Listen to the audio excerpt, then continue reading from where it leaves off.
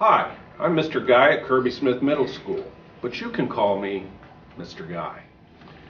Today I'm going to show you how to make Christmas balls, lighted Christmas balls.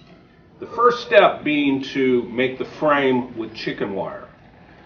Two important points about chicken wire. You can get this size or you can get a smaller size. Doesn't matter, but this one gives you more options for making larger ones. Another important thing is that you want to get the right size mesh. Some chicken wire has got a huge mesh and it's very difficult for it to retain its shape.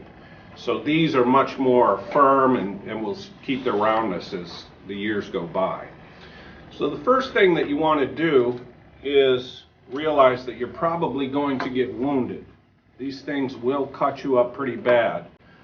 My arms are unscathed at this point in the year because it's very early, but by the end of this time, I'll probably have cuts and slashes all over me.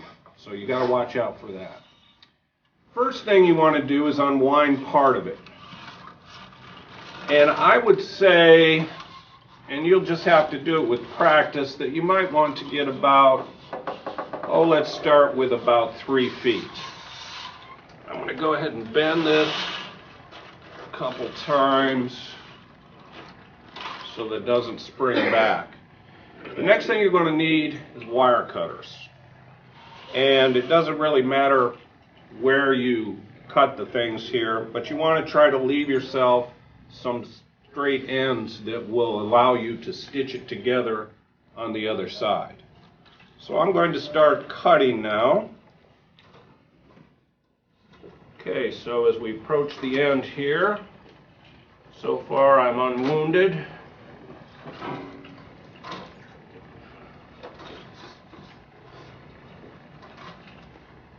Helps to have a good wire cutter. This one's not the greatest, but it'll do. All right. So now the next step you want is to form this into a cylinder, basically like so. And what you do is you begin by stitching the wire together and just wrapping it. There's no real other way to do it. This is where you can mess yourself up pretty good. So I'm just kind of wrapping the part that sticks out from one and the other around each other a couple times so that they will stay in place. All right, we got our cylinder made now. Pretty good, firm, it's not going to lose its shape. Now the muscle comes in. Basically what you do is you kind of fold down the ends. I generally just kind of start doing this, and you don't have to worry about the shape yet. You'll get to that eventually.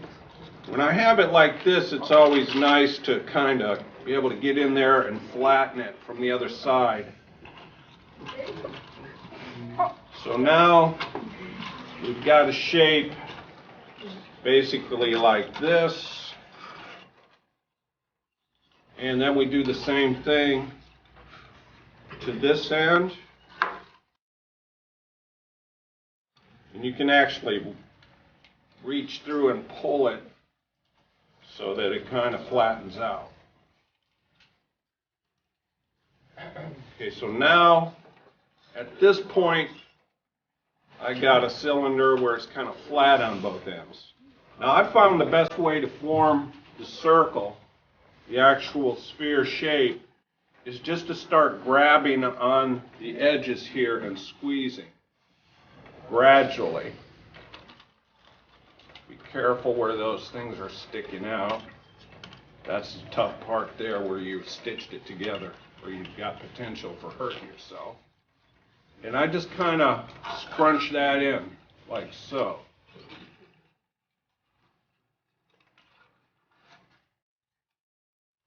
Starting to form into a sphere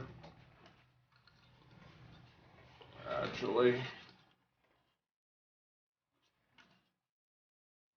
So Takes a little while before it actually gets into a good shape. Now I'm going to try to squeeze this together. Bend it a little bit.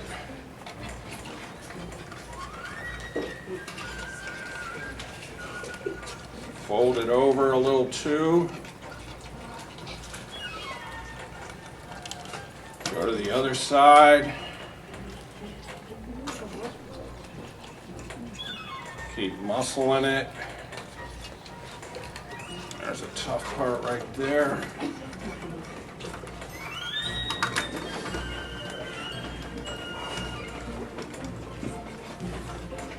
It's not the greatest, but it's the first one of the year.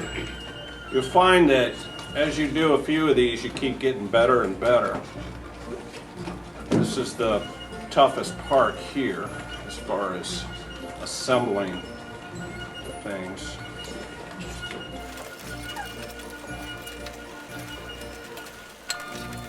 You basically just keep working it. If you squeeze it too much, you can look at it and say, well, I need to pull this area out, and you just pull it out. Shape it as much by pulling as you do pushing it in as well. Doesn't have to be pretty. Once you get the lights on, it's going to be beautiful. And that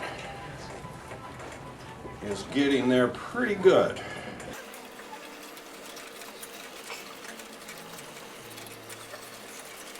Now, one of the things we've been doing is experimenting a little bit with other shapes too. Using the cylinder, only making a smaller one. Oh, I'm wounded. I actually made a really decent looking candy cane. Goes up and down, and then strung 2 different colors of lights to give it that barbershop look. And it's really looks pretty good.